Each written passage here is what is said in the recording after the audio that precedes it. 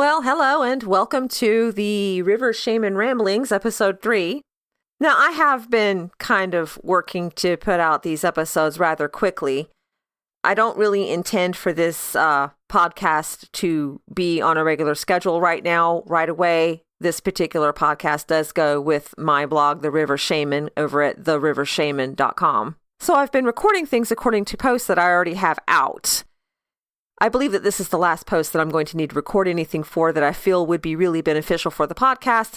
And after that, I'm just going to let things slide. And if I put one out this week, great. If I put one out next month, great. And who knows, maybe at some point in time, I will fall in line to be able to think about doing the podcast on a regular basis. But right now, considering what this podcast is for and what I am trying to do, I really don't want to make any promises I'm pretty sure that I can't keep at this time.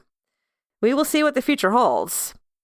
I also noticed in the last episode there was a big problem with plosives, and I used to read audiobooks for money. You'd think I'd know better, so I'm hoping with a couple of things that I've done to my little setup, because I kind of have bare bones here, I don't exactly have a huge setup, that we won't have that problem this time. Today, I want to talk about the post on the River Shaman from May 5th. It's entitled, There Was a Voice Long Ago. On May 5th, I had found a document in my computer where I had recorded one of my vision dreams, and I had shared it with the world. I know that there are a lot of people, this is taboo, don't talk about this and talk about that, and yet I was not raised that discussing any of this was taboo at all. My father didn't even tell me not to tell anyone until I was probably in my late 30s. By then it was too late. I was already a sharing individual and I had already shared so much with people and had seen so many people take that information and, well, some backstabbed me with it. Let's face it, we have bad people everywhere and some people found blessings with it. I don't see the point in hiding certain things, as I have said before. Now, that isn't to say that I should open up my brain and let everything fall out like a really bad case of diarrhea, but I just don't see the point in hiding things that were not hidden before. It's wrong. It's so wrong, and it keeps us from growing and nurturing so that we have children in our cultures that don't know things because the elders did not share them because they were afraid to or something, and then they died and took the information with them. And that's just tragic. So on May 5th, when I was trying to figure out what to talk about next, and I had found that post, I was really struggling with the topic. I was thinking of discussing taboos, waxing brainy over the color orange, but this thing just kind of presented itself. Share me. It happened in 2022, this little vision, and I'm going to read / embellish on the post. I'm starting now. Yoo-hoo! Apparently, you're not supposed to talk about your familiars and spirit helpers, your Manitou, and animals. While at the same time, everyone in the village manages to know the name and get intimate with your Manitou and animals. Kind of weird that. Don't talk about it, but yet everybody knows. And the people who recorded that kind of information were often largely outsiders. And something my father had told me is that there were too many times that one of the anthropologists would come in and they would get lied to because that's what you did. You lied to them. So we don't know. And times change. We don't truly know what people were thinking, say, 300 years ago. We know what we were told they were thinking, but that's not always the case. Sometimes also things can get misunderstood. My spirits seem to think that it's okay for me to share and encourage it. I'm going with it. So there's a anthropologist, famous one, Frank Speck, who did a lot of really good work, and he put out a paper, and I had come across it. He had also recorded that you're not really supposed to talk about things, and yet, again, there's this discrepancy. You don't talk about it, and yet everybody knows the name of your secret animal. Someone talked somewhere. And again, Dad had never told me to talk about such things, not until he fell in with this Christianized group. But that's a topic for another day, as I keep having to say. So when you grow up in a magical medicine mundu way, you tend to attract things around you. This can be good and this can be bad. I grew up with night terrors. I had some serious night terrors, and they weren't like, oh, I'm dreaming about the moon falling, or the most popular one, lava. I suffered a lot of night terrors where I was being attacked by dark creatures, demons, if you want to call them. They were not nice, and I would wake up screaming so much. And I guess it got to be such a problem because where my parents would answer me for a while, there came one night, and I think I was in kindergarten, and I woke up crying for my mother, and nobody came, and they had just stopped coming. So I had to deal with these night terrors alone from then forward. Nobody would come. They'd had enough, I guess. I can tell you that when you are dealing with night terrors alone, after a while, you start doing things. And there did come a time when they would come at me, and I, one day, had enough, and I turned and started fighting back. The terrors stopped coming as hard then, and it was interesting because around me in the waking world, things started having a healthy respect. It's a little frustrating, and I can tell you I had this verified. I knew someone who was a ghost hunter, and I had told her how some things would keep a healthy distance from me. She didn't believe me, so she took me to an area that she knew was absolutely haunted. Like, she had already confirmed it, and she brought her equipment and had me walk around and got to be surprised that what she was able to track kept staying on the other side of the building. It was an apartment building. I don't completely understand why they do that. I've never eaten them. I would just defend myself. So who knows? There's been a lot of stuff that's happened. There was a fight I had in one of my apartment buildings once I'll have to tell you about sometime, but that would be way too much of a digression. So yeah, the dream world has always been close to me, which is common with you when you are a medicine person. There's two types of medicine people. There are dreamers, and then there are, for best translation, wizards.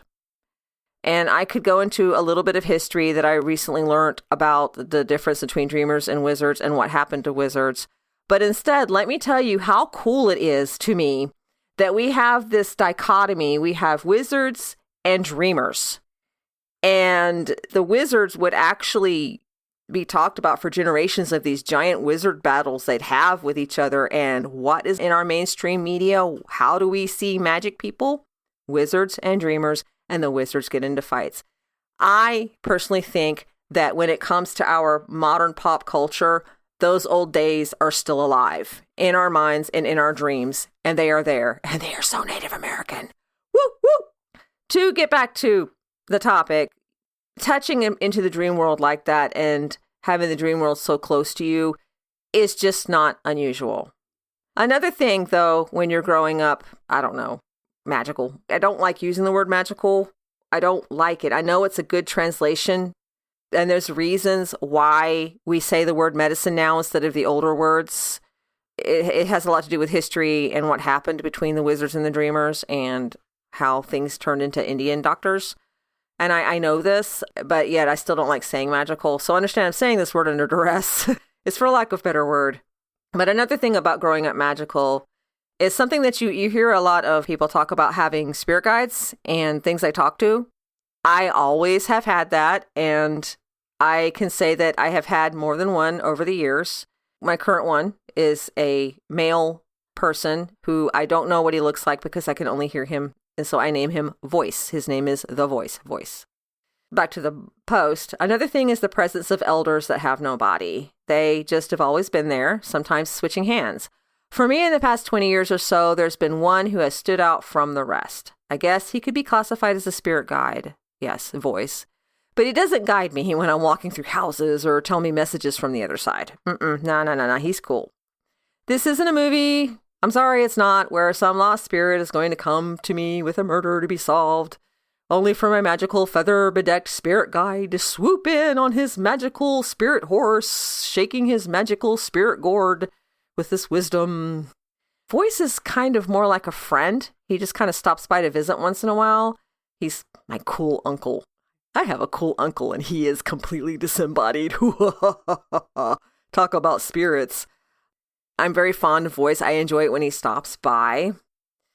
And like I said, he doesn't really share a lot of wisdom. Although there was one event I can't really talk about where a voice told me of some serious things going down in a certain sandy place far away. That led me to start making a lot of panicked phone calls until I finally reached the former head of one of the government's psychic programs that are now shuttered.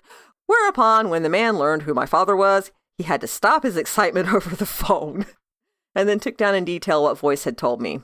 And I also did note he didn't like that the information was narrated to me, but we really can't talk about that here. You didn't hear that, folks.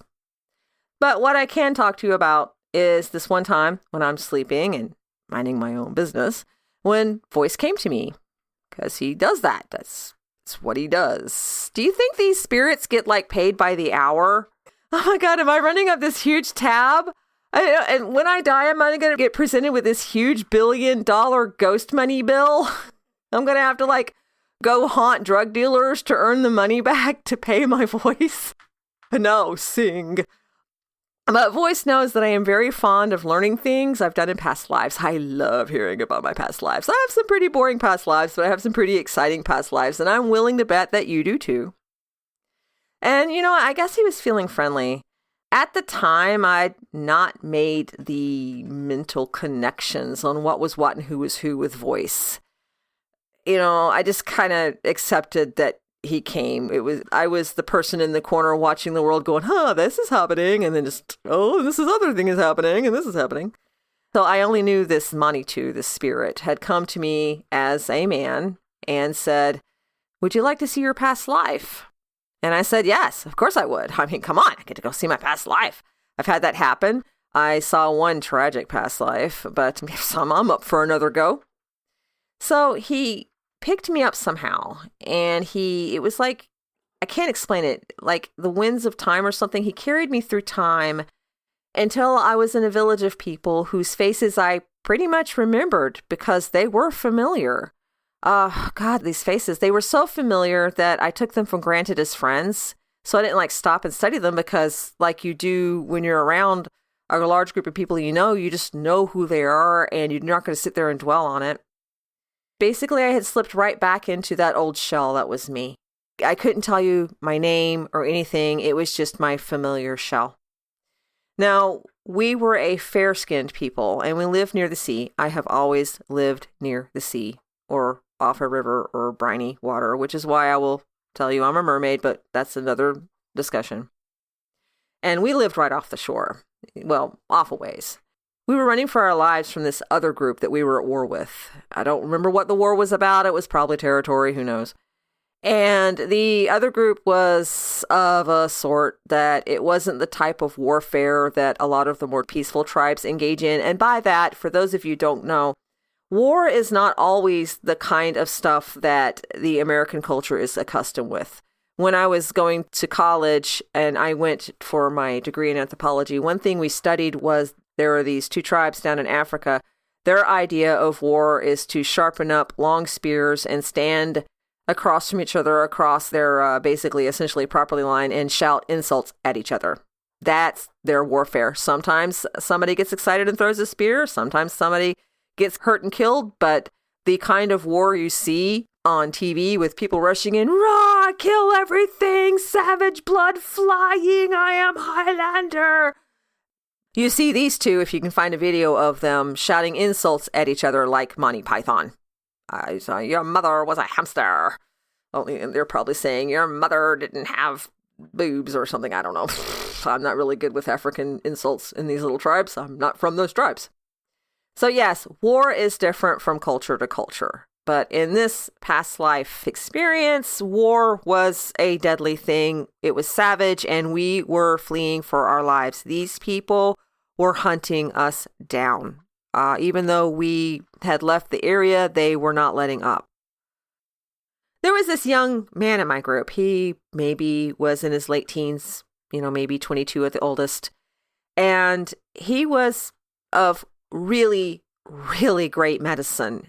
Even now, I think of him and any legend we have from Hollywood about how wonderful and powerful Merlin was. This young man could have been Merlin. He was amazing. He was so connected to the powers that be, the things, that his hair had gotten turned white. What had happened is, for us to survive, he called forth, quote unquote, the devil.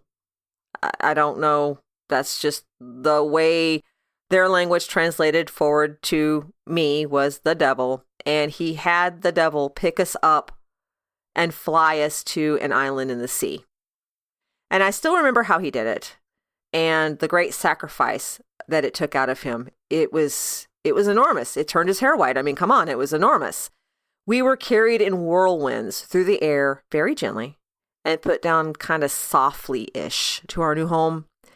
And sadly, there were only a few of us that he had the power to take. But I was one of them because, you see, the men in my family had all been killed or died. And I was de facto leader, despite opposition. I was a woman. I remember being very fond of this young man. I had a great fondness for this young man. It wasn't a, this is my son, I am proud feeling, although I was proud of him because I had watched him grow up. It wasn't a, I would tap that feeling. He was younger than me. I really don't have a way to describe how fond I was of this young man. I was just really incredibly fond and proud of him. So when the whirlwinds let us down, we landed at a run. So it was soft-ish, but we still, because of the force of being let down, had to run. But he fell right to the ground, pop, and the power then ebbed from him. And that's where the dream starts. I mean, later in the dream, his hair is black and short, but in this, his hair is long and white. So I'm actually currently wondering if my dream didn't pick up at the end of the story. And I'm going to carry on and I'll let you decide for yourself. So yes, when the dream started, his hair was long and white. And I remember noticing how long his eyebrows were, which is a sign of age. They were pretty long. Now that I'm trying to remember, I can't remember the eyebrows. In the blog post, I wrote that knowing I'd centered on such a silly detail makes me laugh, but now I realize I'd centered on something that let me know that he was no longer a spring chicken. At the time I wrote about the vision, I could also remember there were puddles on the ground and the texture of the soil, how sparse some of the greenery was, and this made me really concerned that it was very sparse in this new home. Because how were we going to eat? What were we going to do? There was a tree trunk near to me that I could almost say was some sort of palm, but the look of it really wasn't clear, and I don't remember it all now. That's the whole point to recording these things when you have them, because especially with a vision, it's more common than not to lose the details. So I was watching the children that landed with us as they walked away, because that's what you do. You watch things to make sure they're all okay. I mean, this is what it is. So time passed in a montage of scenes for us, and those scenes were spent watching the young magician. At one point, we'd been found by the attackers and had a war on the island. The young magician had used up all his strength and had mostly foresight and knowledge left. That was all he had left to do. He could see ahead and had information, and he never called forth a devil again. There was a battle at one point where the magician was facing down the enemy. He was a warrior like all the men as well as a magician, because that's the way it was. And war makes warriors. He was using his powers to slip into the enemy's mind or something. Somehow he was reading their minds so that to turn the battle to our favor. When the enemy was giving the killing blow, the magician was watching, and he would feel it too, though. And this broke his mind a little. So when there was any sort of altercation after that, we would have to do a ring around him while he crouched on the ground and held his head in his hands and cried.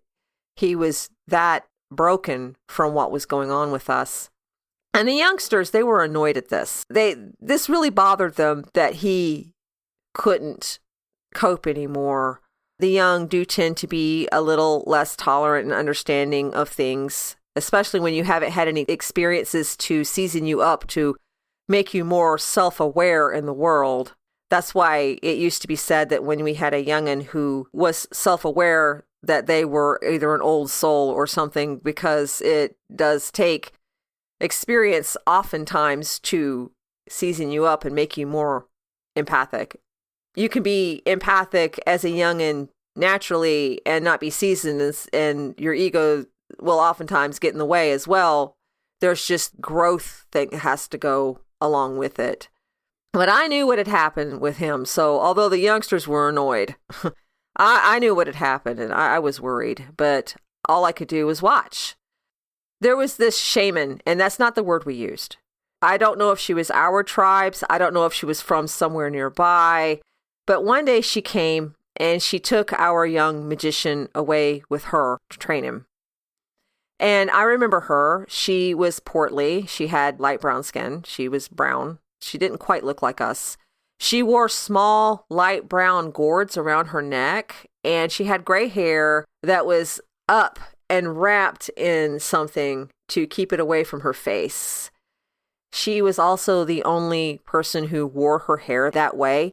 I didn't take it as unusual, so I must have seen it before, but no one around me did that. We all wore our hair down. When someone is born with medicine to the extent that this youngster was born with and had, it's actually a thing to apprentice them out.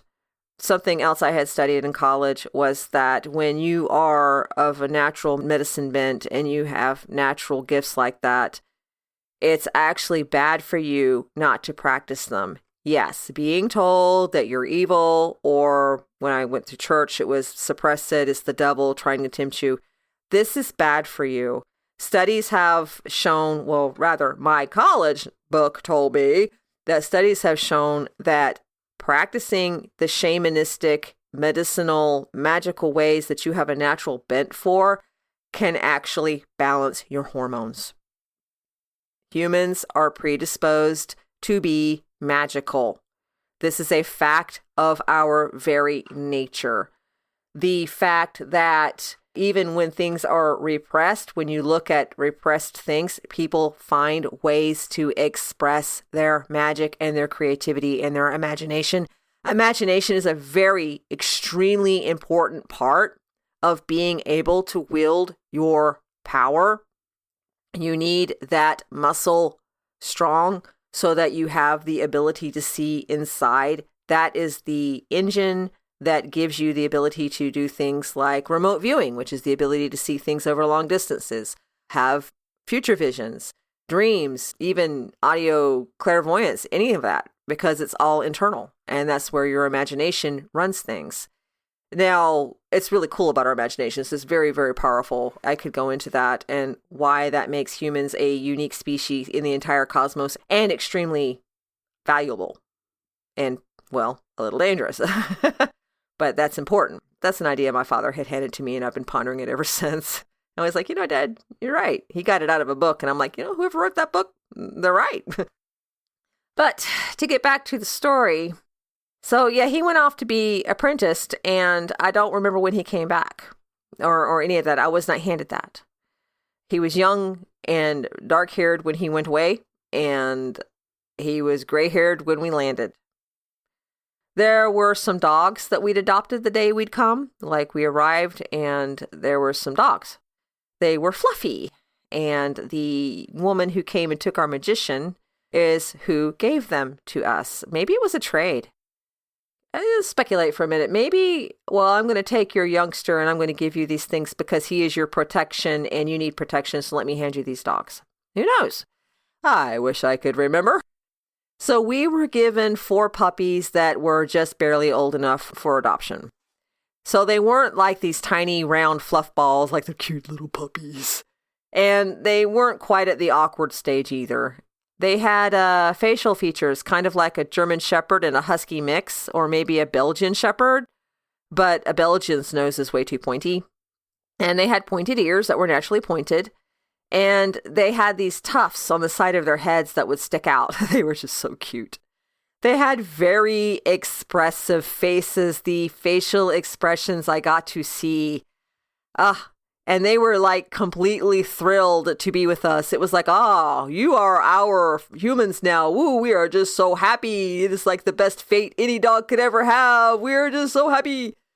I have a little note here. that 2 days after I had this dream, I was telling her about it, and a friend told me about and I don't know if I'm pronouncing this, Tibicanus, Tibicenas, Tibicenus on the Canary Islands. But I did look them up, and what I saw and what little is remembered of them because they're extinct is pretty much almost a complete perfect match. Well, according to my vision, they were not a myth, although the Canary Islands consider them to have been a myth. I'm sad that they're extinct, actually. I don't like it when things go extinct. That's just sad. There is one thing that the Canary Islands myth have wrong. Their eyes were not red. They were your typical dark brown, gorgeous, beautiful doggy eyes. Now, this is only if I had been carried to the Canary Islands by my magician. I don't know where we were taken. We didn't exactly land and put up a flag and go, I claim these and name them the Canary Islands. We don't know. And yes, once again, my cats have decided that it's litter box time. So if you're hearing that, I guess I'm once again giving out a whole bunch of shit. And we were a band of maybe 20 people. To us, the dogs were gifts from, quote, the devil, and were half mortal dog, and we believed to be half of our patron demon dog's breed. So they became our dogs, and we cared for them and their generations after that. I, of course, got to pick one of the first, being the chief. Mine was all black because black was what I preferred. It wasn't, oh, I have to have black because that's so powerful. No, I just really wanted an all black dog. I thought it was cool. It's one thing I can say that has not changed with me over all of the centuries. I really prefer the color black. I like black. It hides the lumps. So again, these were very friendly, cuddly, and expressive puppies. And I remember that of these dogs, there weren't all black ones, like I just mentioned. There were other dark colors, and many of them had white markings. I wanted the black one. I don't know. So apparently many years had passed. I'm guessing that with the arrival of the female shaman to help our magician and the fact that there were no more battles, either we had won or some sort of arrangement had been to our favor. We were very prosperous. I mean, we were doing very well. And then as a way for me to see the passage of time, although maybe it wasn't, it was just the way it panned out, my old dog died and I was choosing a new black puppy from the litters. I remember noticing that black had been a more common color that year. Who knows why? Maybe my dog was getting it on with everybody. Who knows? So although we were doing very well and were prosperous and happy and had found peace, the men began to decide, and they were already not happy when we landed, mind you, but they started acting up that they did not want a female leader. It just wasn't acceptable to them. So if you look at a dog's life as a time marker, this means I would have served the tribe for years and brought us into a good age. So new strife got opened up, and I wasn't allowed to see what happened. There was something about a boat. It was a long boat that I'd almost say was a steamboat or something to that effect, but it could also have been something like a Norse longship. Who knows? I don't know that much about all of the boats across the world. I just know about the shrimp boats that Dad had. And I and people who were loyal to me were going to get on this boat and leave the island. We were leaving. When I wrote this, it was 2 years after this vision, and I've been searching my mind, trying to remember what happened to the magician. Because even though I saw all of this, the story is not my story. I was there, I observed a lot, but I really truly feel that this was more his story. He was the hero. He saved us. And when I look at the way it was when we landed with the whirlwinds and we were brought to the new place, he had white hair and his eyebrows were long like an old man. And then through the course of the dream, we go back to strife, and then he goes off to be trained as a young man. I question if maybe I was shown this is how we survived. Now let me carry you back in time so that you could see how he did and what happened to him and how he gave all to save the village and how he was the biggest hero any of us could ever have hoped to have, so that even at the very end, he basically let everything get sucked dry out of him to take us to a safe home. And maybe I never got to board the boat. Maybe I was carried off in a whirlwind. I really, at this point in time, don't have a way of knowing. I don't think Voice is going to show me more. Actually, when I tried to see more, because I wanted to see us board the boat and I wanted to see what was happening, and the men were coming to kill me, understand? I mean, we were in a hurry. They were literally coming to kill me and attack. Voice got in the way and wouldn't let me. He actually stood in the way. He's like, you're not seeing no more. You know, it was like standing in front of a television. Nope, not letting you see it. Not letting you see it. It's like, I want to see. Come on, come on, come on. I'd watched that little magician all those years carefully. So I was definitely emotionally invested in him somehow. And that he got to grow into his own power. But I couldn't tell you now how that was. Maybe he stayed with his teacher. Maybe he came back. I know that I wasn't really worried for him in the end. But then again, there was a lot going on.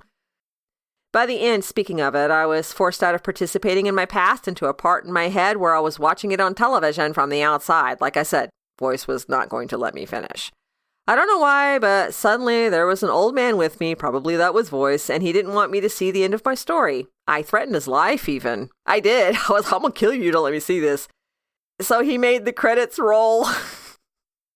I'm not kidding. This old man actually rolled credits at the end of my vision. Who rolls credits at the end of someone's vision? Maybe I didn't make it to the boat, and he didn't want me to relive that. Although I'm aware that this happened in my sleep, dream visions work that way. That's how they work. And when you continuously work with them, you do get a feeling of when it's a dream and when it's not. And you know what? I can't explain the feeling. I've tried more than once to myself to sit and try to assess how is it that it feels different. And I really don't know. So being given this cool information doesn't really change the world or dictate political matters. It's just a fun personal thing that my good buddy Voice gave to me. And I had a really good time reliving that. I had a really good time seeing people that I cared about again, even if it was just reliving things. I'm getting a tear in my eye over it. I'm getting choked up over it. That little magician, I hope he's doing well today. When I woke up, the scent of the island was still with me to the point that I immediately stumbled to my computer and researched to find it to see if maybe I could somehow save up enough money and go to it again and see it again. Although that would probably make me cry the whole time. I didn't really know anything about the Canary Islands until then.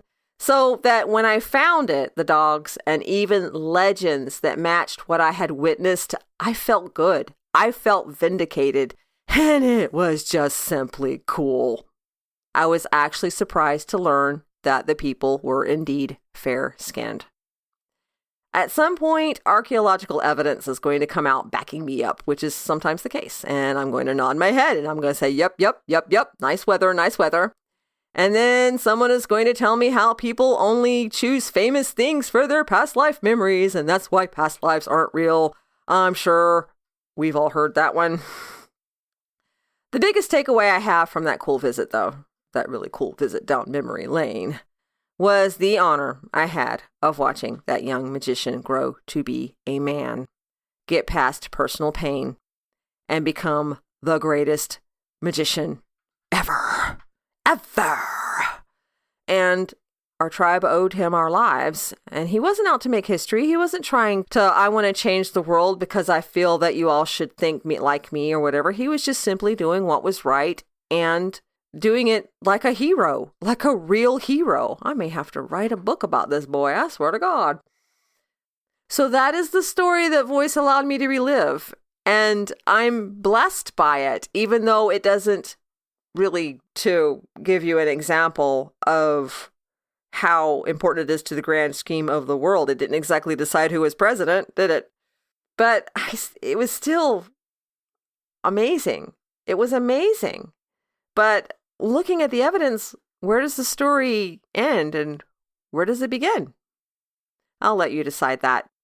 Thank you for listening. Again, this is River Shaman Ramblings podcast that goes with the River Shaman blog over at rivershaman.com. And again, I'm going to reiterate that I don't really think that this is going to be a regular blog at this time. I'm afraid of making promises I can't keep. So I would rather let things pan out and see where we land.